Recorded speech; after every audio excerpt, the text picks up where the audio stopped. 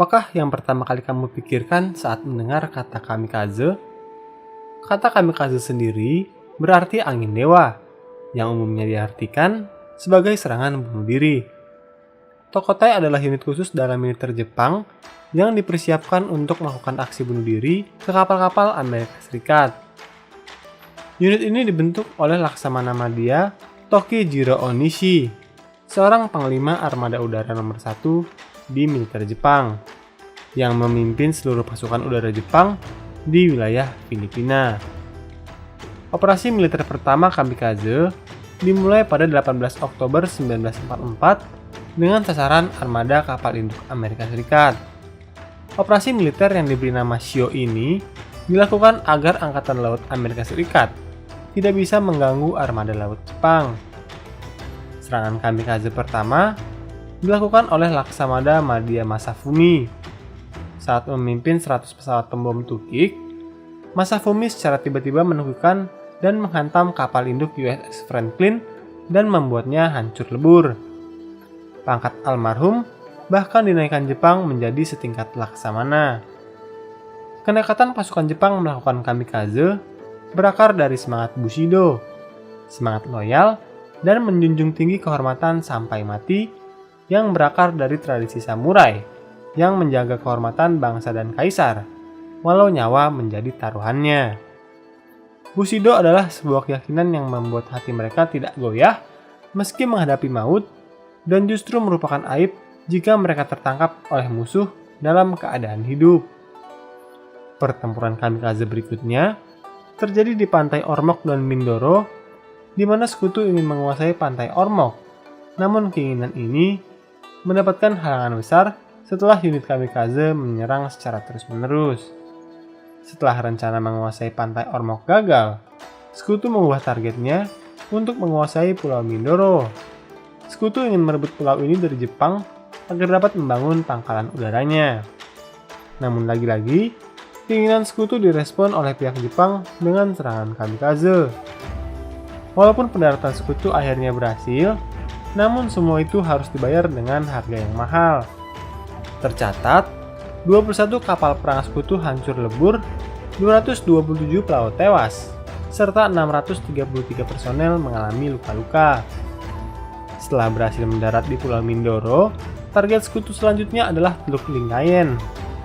Pendaratan dilakukan pada 9 Januari dan kurang lebih 200.000 militer sekutu mendarat dan segera membangun pertahanannya. Namun lagi-lagi, sekutu mendapatkan serangan kamikaze. Sebanyak 6 pesawat berterbangan di udara, mereka disambut dengan rentetan senapan anti pesawat. Setelah serangan 6 pesawat tersebut, serangan kamikaze terus berdatangan hingga membuat pihak sekutu kewalahan. Hasilnya, 24 kapal tenggelam dan 67 kapal lainnya mengalami kerusakan ringan hingga berat. Pihak sekutu menduga bahwa serangan kamikaze memang sengaja dilakukan saat kapal sedang dalam posisi sitting duck. Serangan kamikaze berikutnya terjadi di Formosa. Sebelum mendarat, sekutu melakukan serangan ke pangkalan udara Jepang terlebih dahulu. Namun akibat cuaca yang buruk, gempuran yang direncanakan akan berlangsung selama 10 hari hanya terjadi selama 3 hari saja. Hal ini membuat banyak pasukan Jepang yang masih memiliki kekuatan kemudian membangun kembali unit kamikaze yang bernama Mitaka. Pasukan ini melancarkan serangan besar-besaran ke pihak sekutu pada 21 Januari 1945. Satu kapal induk kelas ringan USS Langley berhasil dihantam oleh bom Jepang. Memerlukan waktu sekitar 3 jam untuk bisa menghidupkan kembali mesinnya. Beberapa menit kemudian, serangan kamikaze kembali datang dan sebuah kamikaze berhasil menghantam telak sebuah kapal induk, yaitu USS Ticonderoga. Saat awak Ticonderoga sedang berusaha memadamkan api, terjadi serangan kamikaze berikutnya yang menghasilkan 36 pesawat di dek Ticonderoga menjadi hancur terbakar. Sementara 345 awak menjadi korban serangan tersebut. 19 Februari 1945, pihak sekutu melancarkan serangan ke Iwo Jima. Para pilot kamikaze juga beraksi kembali yang berakibat dengan banyaknya korban berjatuhan dari pihak sekutu. sebanyak 358 prajurit tewas dan 300 lainnya mengalami luka parah. Maret 1945, kamikaze meluncur langsung dari Jepang mengincar kapal induk USS Intrepid. Tetapi pesawat sudah jatuh tertembak meriam kapal hingga hanya serpihannya yang menghantam kapal. Kerusakan yang cukup parah kemudian dialami oleh USS Franklin dan USS Wasp, di mana korban tewas dari kedua kapal ini mencapai 925 orang dan 500 orang mengalami luka-luka. 3 jam setelah USS Franklin dan Wasp dihantam, terjadi lagi serangan kamikaze. Namun perlawanan sekutu, di mana sebanyak 15 kamikaze berhasil ditumbangkan. Kemudian ada pertempuran Okinawa yang menjadi pertempuran habis-habisan bagi unit kamikaze Jepang. Okinawa adalah salah satu pulau besar milik Jepang yang berada 550 km dari dataran Jepang, yang direncanakan sebagai basis operasi udara sekutu untuk invasi ke Jepang. Pertempuran ini dijuluki sebagai Topan Raja, yang menggambarkan betapa dahsyatnya tekad kamikaze dari Jepang yang menimbulkan korban terbesar di front Pasifik. Jepang menderita kerugian lebih dari 100.000 korban. Mereka tewas, tertangkap, dan bunuh diri. Amerika Serikat menderita kerugian kurang lebih 65.000 korban tewas. Selama serangan kamikaze, pasukan Amerika Serikat menderita banyak kerugian, baik korban jiwa maupun kerusakan kapal dan persenjataan.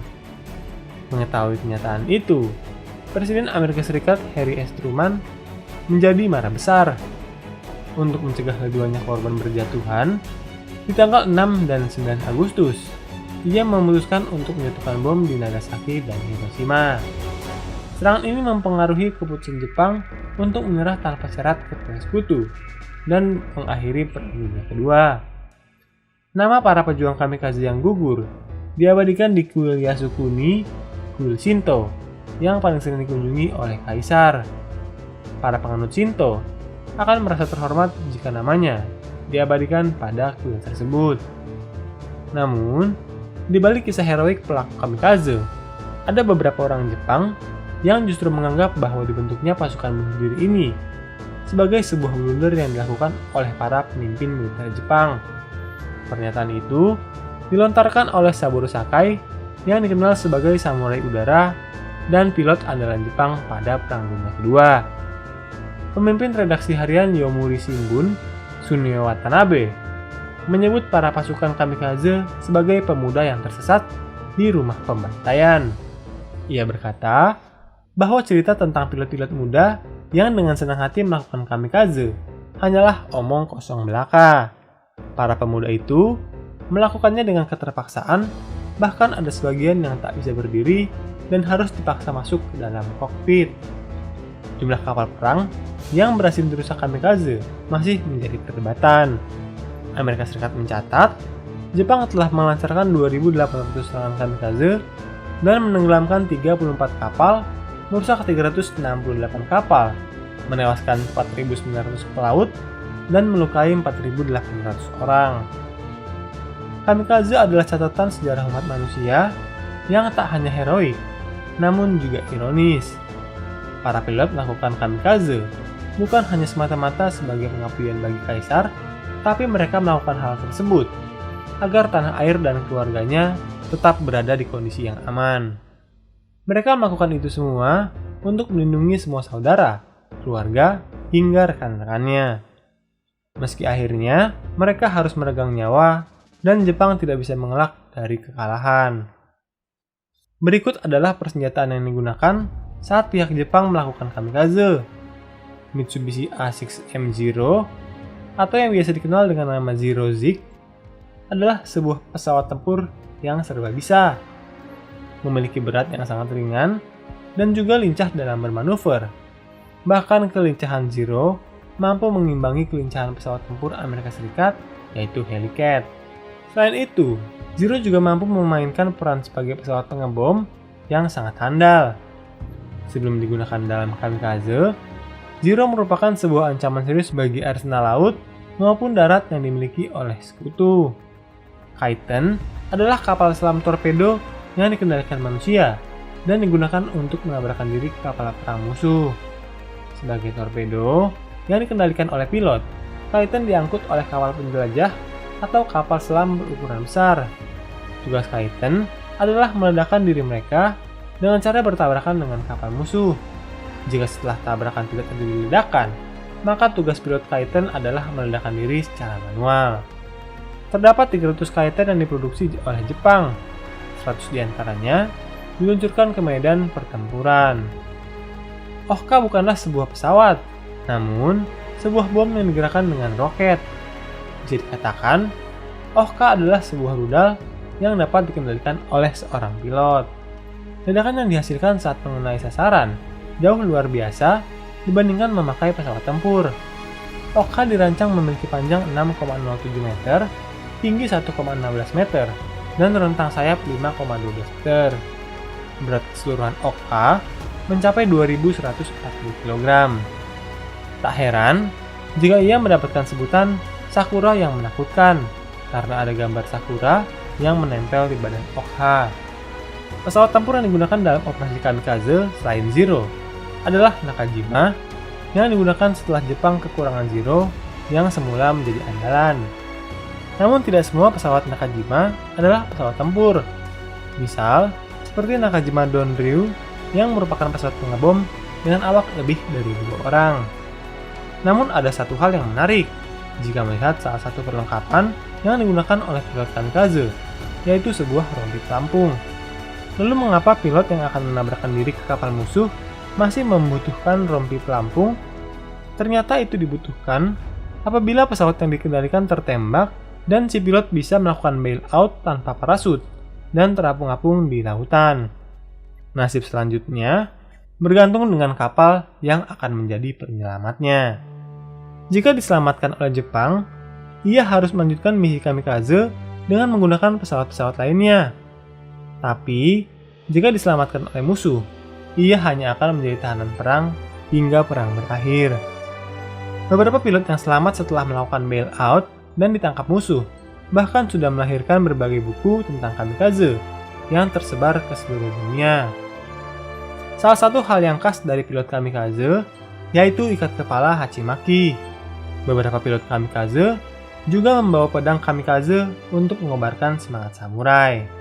Sebelum menjalankan tugasnya, bagi pilot kamikaze akan diadakan upacara khusus karena mereka akan ditugaskan untuk terbang menuju kematian.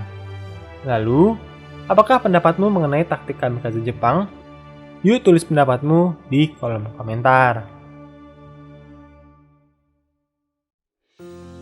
Hai, terima kasih sudah menonton dan belajar sejarah bersama Inspek History.